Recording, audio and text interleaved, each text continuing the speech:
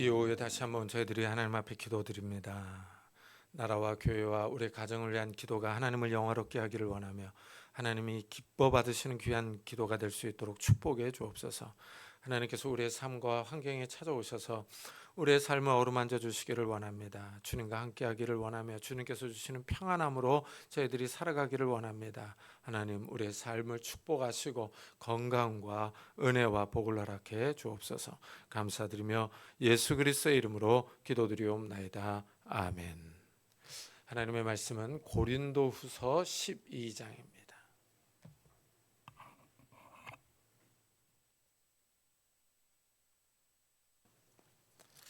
고린도후서 12장 1절부터 10절까지 저와 여러분이 한 절씩 교독하겠습니다.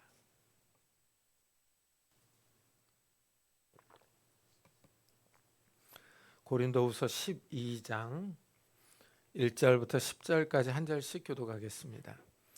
무익 하나만 내가 부득불 자랑하노니 주의 환상과 계시를 말하리라.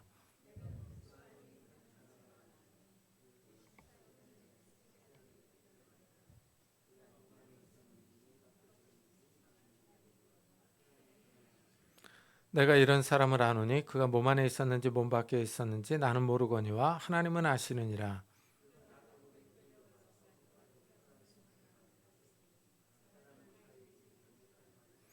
내가 이런 사람을 위하여 자랑하겠으나 나를 위하여는 약한 것들 외에 자랑하지 아니하리라.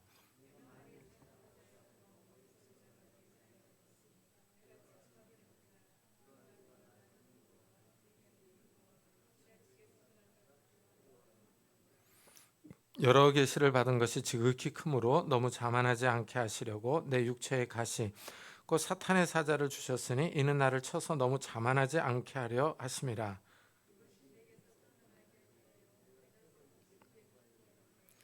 나에게 이르시기를 내 은혜가 내게 족하도다. 이는 내 능력이 약한 데서 온전하여짐이라 하신지라. 그러므로 도리어 크게 기뻐함은 나의 여러 약한 것들에 대하여 자랑하리니 이는 그리스도의 능력이 내게 머물게 하려 함이라.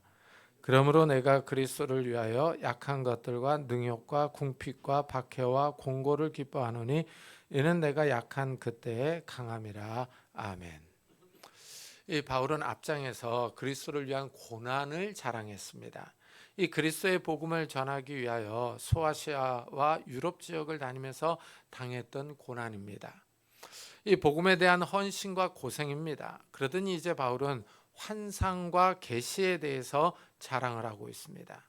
이 사도 바울은 이런 영적 경험이 있어서 흔들리지 않았던 것입니다. 일반 사람들이 좀처럼 경험할 수 없었던 경험입니다. 바울은 하늘을 다녀왔다 하고 주장합니다.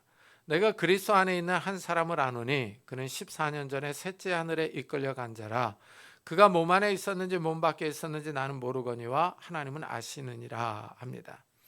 바울은 자신을 그리스도 안에 있는 한 사람으로 표현합니다. 셋째 하늘, 천국에 다녀왔다고 말합니다. 이 셋째 하늘은 하나님이 계신 곳입니다. 바울이 하늘에 다녀왔습니다. 그런데 하늘에 갈 때 신기하게도 몸 안에 있었는지 몸 밖에 있었는지 알지 못한다고 말합니다.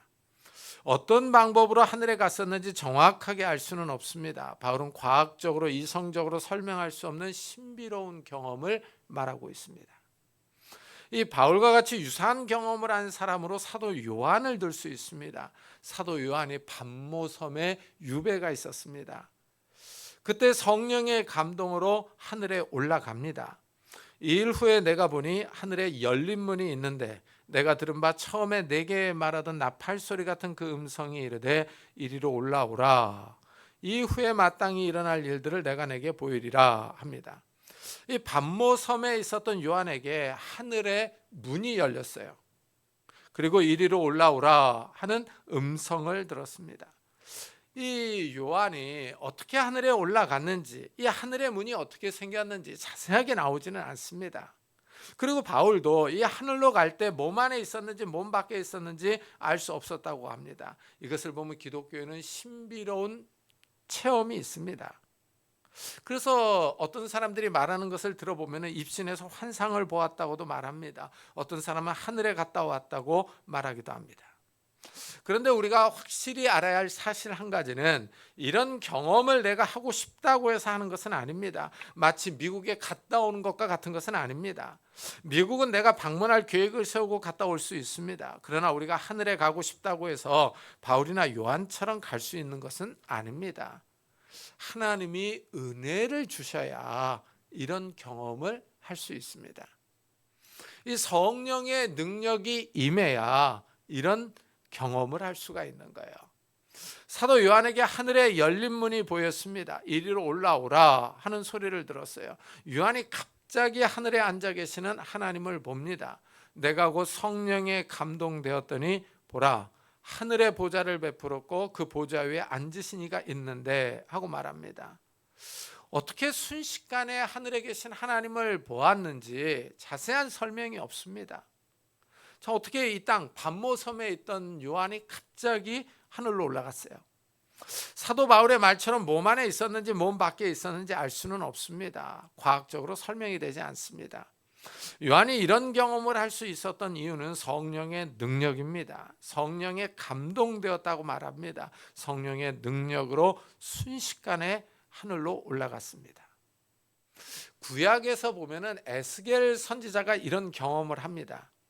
에스겔은 이 유다 사람인데 바벨론의 포로로 잡혀간 제사장입니다. 그런데 이 사람이 여호와의 영에 의해서 순식간에 유다 예루살렘으로 옵니다. 순간 이동을 합니다.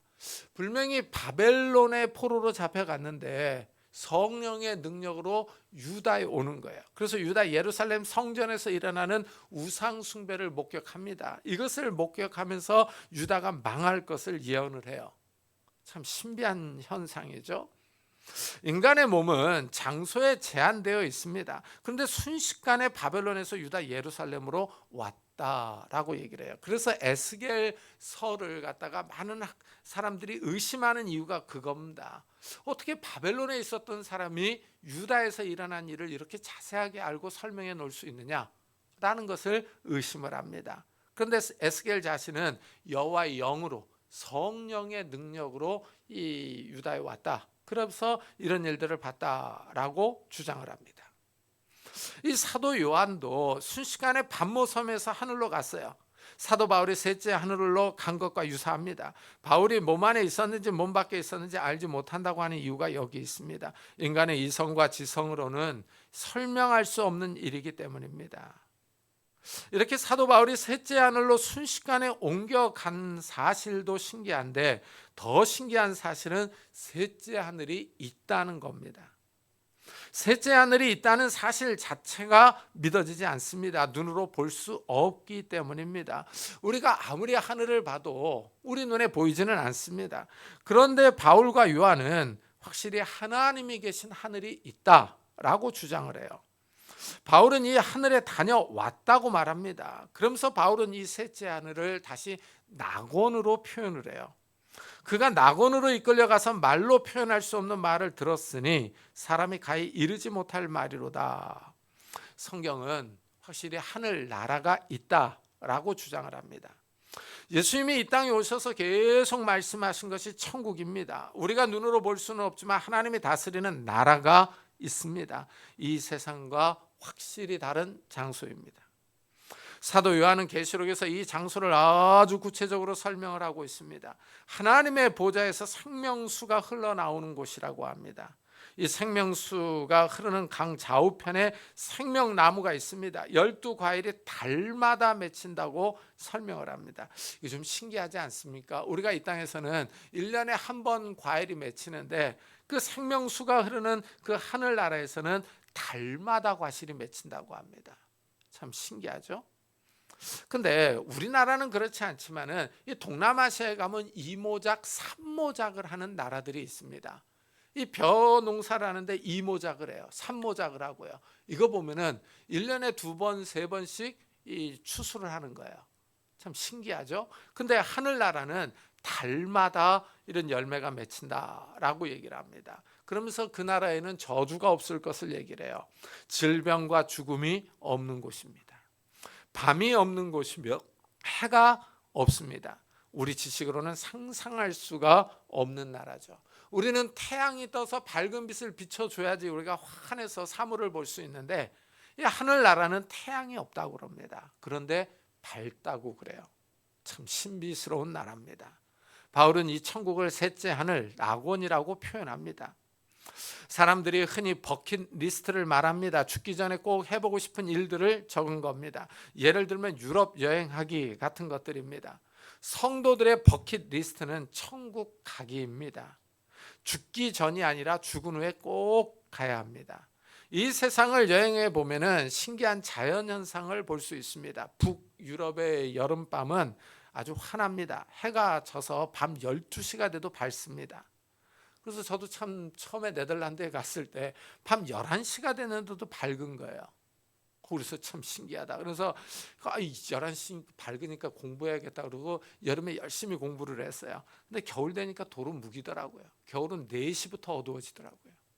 참, 그러니까 이 땅에도 이렇게 신비로운 곳들이 있는데 하늘나라는 정말 신비할 것 같습니다. 성도들은 꼭 가봐야 합니다. 바울은 하늘나라에 가서 사람이 할 수 없는 말을 들었어요. 하나님의 계시를 받은 겁니다. 사람이 할 수 없는 말, 사람의 이성과 지식으로는 알 수 없는 말을 들었습니다. 사람에게서 들은 것이 아니라 하나님으로부터 들었습니다. 이래서 성경이 신비롭습니다. 이 성경은 사람이 할 수 없는 말, 알 수 없는 말을 하고 있기 때문입니다. 사도 바울이 신약 성경에서 13권을 썼어요. 신약이 27권인데 그 가운데 13권을 썼으니 정말 많은 양을 쓴 겁니다. 페이지로 따져보면 신약 성경의 약 4분의 1을 썼습니다. 어떻게 이 많은 양의 성경을 쓸 수 있었느냐 하는 겁니다. 사도 바울이 하나님으로부터 들은 말이 있었기 때문에 가능한 겁니다. 바울이 지금 이런 하나님의 계시, 환상을 자랑하는 거예요. 고린도 지역에 들어온 거짓 사도들이 자랑을 했습니다. 육체적인 것들을 자랑을 했어요. 히브리인이며 이스라엘 사람이다 하는 민족적, 인종적인 신분을 자랑했습니다. 유명한 사람들의 추천서를 가지고 왔다는 것을 자랑했어요. 이런 자랑에 맞서서 사도 바울은 그리스도를 위한 고난, 고생을 자랑했습니다. 그러더니 하나님의 계시를 자랑하고 있는 거예요. 이 바울이 아주 특이한 사람이죠. 왜냐하면 바울은 예수님을 따라다녔던 제자는 아닙니다.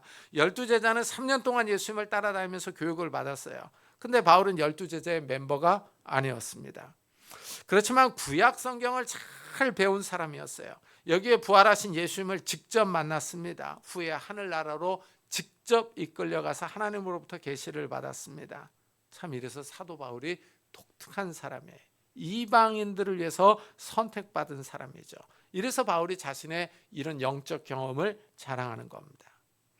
이 사도 바울의 자랑이 아주 독특합니다. 일반 사람들이 자랑하는 물질이나 명예 또는 권세가 아닙니다. 하나님의 계시를 자랑해요.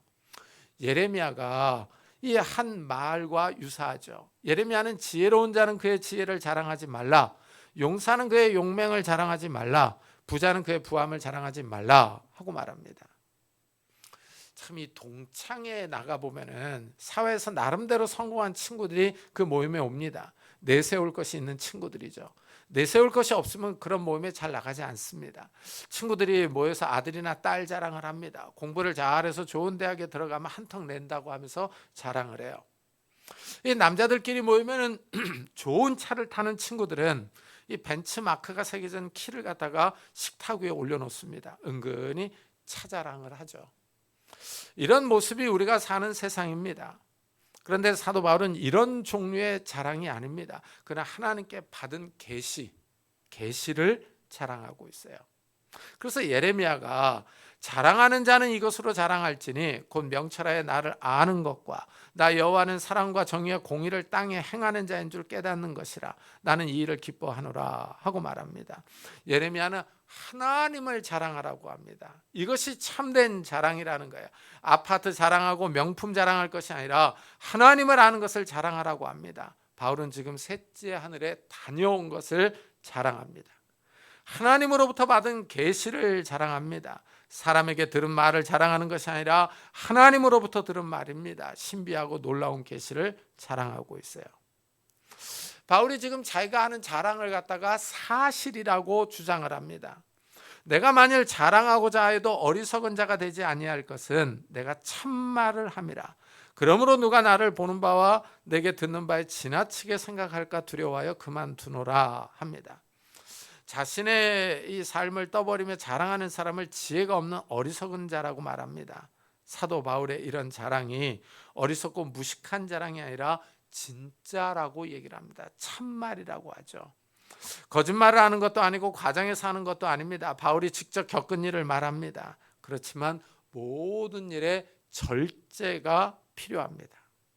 아무리 좋은 일이라도 절제해야 합니다. 이래서 바울은 그만 말하겠다 하고 말합니다. 다른 사람이 이 말을 듣고 엉뚱하게 생각할 수 있기 때문입니다. 참 이 바울의 말을 들어보면 엄청난 경험을 한 사람이에요. 하늘나라를 직접 보고 왔으니 정말 자랑할 것이 많은 사람입니다. 그런데 이런 자랑이 또한 그를 교만하게 할 수 있다는 거예요.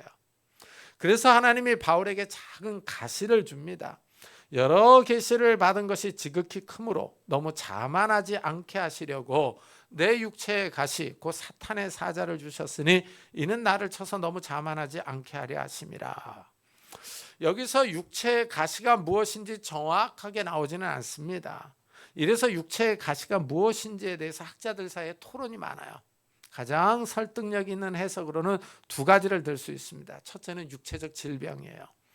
어떤 질병인지 여기 고린도에서는 명확하게 나오지는 않습니다. 둘째, 바울의 반대자들입니다. 바울이 복음을 전할 때마다 바울을 반대한 유대인들이 있었고 대적한 사람들이 있었어요. 이들이 이 바울을 핍박하고 때리고 고통을 주었기 때문입니다. 이 두 가지 해석 가운데 육체적 질병이 가능성이 더 큽니다. 왜냐하면 바울이 갈라디아서에서 육체의 질병이 있었다고 하는 것을 암시하기 때문이에요. 내가 처음에 육체의 약함으로 말미암아 너에게 복음을 전한 것을 너희가 아는 바라. 너희를 시험하는 것이 내 육체에 있으되 이것을 너희가 업신여기지도 아니하며 버리지도 아니하고 오직 나를 하나님의 천사와 같이 또는 그리스도 예수와 같이 영접하였도다. 너희의 복이 지금 어디 있느냐? 내가 너에게 증언하노니 너희가 할 수만 있었더라면 너희의 눈이라도 빼어 나에게 주었으리라 하고 말합니다. 여기서도 바울의 육체의 약함이 무엇인지 정확하게 나오지는 않습니다. 그렇지만 갈라디아 성도들을 시험했다고 그러죠. 이 갈라디아 교인들이 할 수 있었으면 눈을 빼어서 주었을 것이라고 말하고 있습니다. 이 사실을 종합해 보면은 이 바울의 육체의 약함이요, 이 갈라디아 교회 성도들을 시험한 거예요. 이게 이제 눈이라도 할 수 있었으면 빼주었을 것이다 라고 말하는 것을 보면은 이 사도 바울의 이 눈에 질병이 있었다라고 하는 것을 추측해 볼 수가 있는 거예요. 이래서 이 고린도서에서는 이 자세하게 얘기는 하지 않지만은 정확하게 얘기를 하지 않지만은 이 육체의 가시라고 얘기를 하죠. 그러면서 사탄의 가시라고도 말을 하고 있습니다. 자, 이 질병이 무엇인지 정확하게 설명은 하지 않지만은 이것이 하는 기능은 명확합니다. 바울을 겸손하게 만드는 거예요. 바울이 받은 계시가 어마어마합니다. 하늘나라를 직접 가서 하나님의 말씀을 들었어요. 교만해질 수 있습니다. 자신을 다른 사람들보다 더 뛰어난 사람으로, 하나님의 특별한 은혜를 받은 사람으로 생각할 수 있습니다. 이래서 육체의 가시를 주신 거예요. 이 사탄의 가시가 바울을 칩니다. 바울이 괴로워서 하나님께 이 육체의 가시를 치워주기를 간구합니다. 3번이나 기도했다고 말합니다. 그런데 하나님은 이 기도에 노 하고 응답하셨습니다. 하나님의 응답이 노로도 올 수 있다는 사실을 여기서 배웁니다. 하나님은 우리의 모든 기도에 예스로만 응답하지는 않습니다. 하나님이 바울에게 노로 응답하신 이유가 있습니다. 삶의 어려움을 주신 이유가 있습니다. 바울을 겸손하게 만드는 것입니다. 높은 마음을 품지 않도록 하십니다. 교만은 멸망의 선봉이기 때문입니다. 사람이 은혜를 너무 받아도 교만해집니다. 교만하면 파멸의 길로, 멸망의 길로 갑니다. 이래서 하나님이 교만하지 않도록 사탄의 가시를 주신 거예요. 참 이것을 보면요, 우리들의 삶 속에 우리를 괴롭히는 것들이요, 우리를 힘들게 하는 것들, 우리를 어렵게 하는 것들이야. 이게 주의 은혜일 수 있습니다. 우리를 교만하지 않게 할 수 있는 거예요.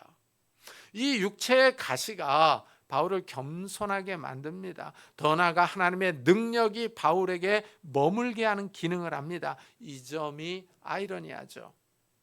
바울이 육체의 가시를 치워달라고 3번이나 간절하게 기도했습니다. 그러나 하나님은 노 하셨어요. 여기에 하나님의 뜻이 있습니다. 하나님이 바울의 기도를 예스하지 않은 이유를 이렇게 말씀합니다. 내 은혜가 내게 족하도다.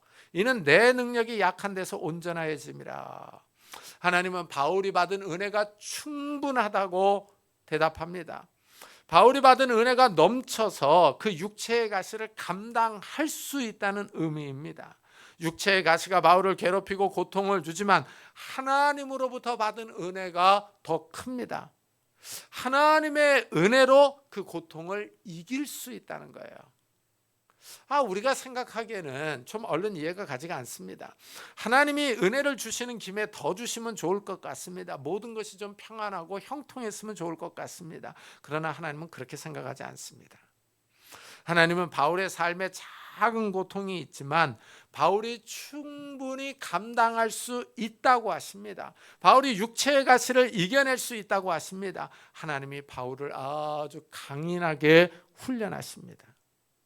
하나님이 바울을 강인하게 키우십니다. 육체의 가시가 있지만 이겨내라는 것입니다. 육체의 가시가 바울이 받은 하나님의 은혜를 유지하게 만듭니다. 바울이 약할수록 하나님 앞에 무릎 꿇습니다.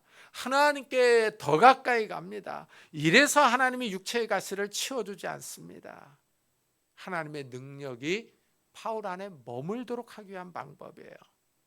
참 이것을 보면은 성도들은 이 자기 삶에 어려움이 닥치고 환난과 고난이 닥치면은 하나님 앞에 나와 기도합니다. 하나님 앞에 엎드리는 거예요. 그러면서 자기의 마음의 소원을 아뢰며 이 기도 제목들을 하나님의 앞에 아뢰입니다. 그때 하나님께서 은혜를 주시는 거예요. 근데 그 은혜를 주시는데 그 문제를 해결해 주기도 하지만 해결해 주지 않기도 하는 거죠. 왜냐하면 그것을 통해서 하나님 앞에 더 가까이 부르시는 겁니다. 그러면서 우리를 겸손하게 하는 거죠. 바울은 약한 데서 하나님의 능력이 더 강하게 머문다는 사실을 깨닫습니다. 이래서 바울이 약한 것을 자랑해요. 그리스도의 복음을 위하여 고난당하는 것을 기쁘게 생각합니다. 먹지 못하고 자지 못하고 헐벗는 것을 기쁘게 생각을 해요. 가난한 것을 자랑합니다. 복음을 위한 고난을 기쁘게 생각을 하는 거예요. 정말 우리에게도 이런 자랑이 있었으면 좋겠습니다. 복음을 위하여 고생하며 희생하는 성도님들이 되시기를 예수 그리스도의 이름으로 축복합니다. 기도하겠습니다. 우리 한번 들은 말씀을 생각하면서 혹시 우리에게 육체의 가시가 있을지라도 나를 괴롭히며 힘들게 하는 것이 있을지라도 그 안에 하나님의 뜻이 있다고 하는 것을 기억하면서 우리를 겸손하게 하며 더 하나님의 은혜 안에 머물게 하려는 하나님의 귀한 뜻이 있다고 하는 것을 깨달으면서 하나님 앞에 감사하는 시간이 되었으면 좋겠습니다. 우리 한번 같이 기도하고 예배 마치도록 하겠습니다. 하나님 아버지 감사를 드립니다.